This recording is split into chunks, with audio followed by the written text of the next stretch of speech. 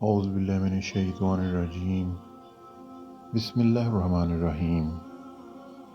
ہم اپنے channel growing اسلام پر آنے والے تمام معززین کو خوش آمدید کہتے ہیں۔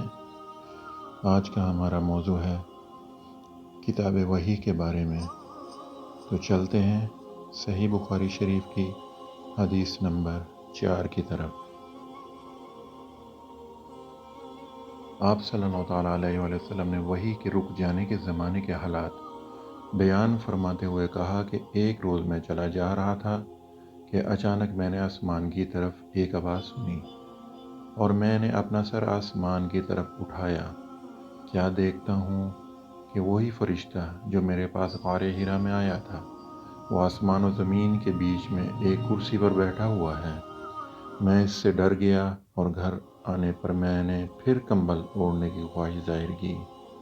اس وقت اللہ پاک کی طرف سے یہ آیت نازل ہوئیں: اے لحاف اوڑھ کر لیٹنے والے، اٹھ کھڑا ہو اور لوگوں کو عذاب الہی سے ڈرا۔ اپنے رب کی بڑائی بیان کر اور اپنے کپڑوں کو پاک صاف رکھ اور گندگی سے دور رہ۔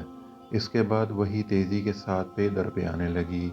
اس حدیث کو یحییٰ بن بکیر کے علاوہ لیث بن سعد سے عبداللہ بن یوسف اور ابو صالح نے بھی روایت کیا ہے، اور عقیل کے علاوہ زہری سے بلال بن رواد نے بھی روایت کیا ہے۔ یونس اور معمر نے اپنی روایت میں لفظ فوادہ کی جگہ موادہ نقل کیا ہے۔ صحیح بخاری شریف حدیث نمبر 4۔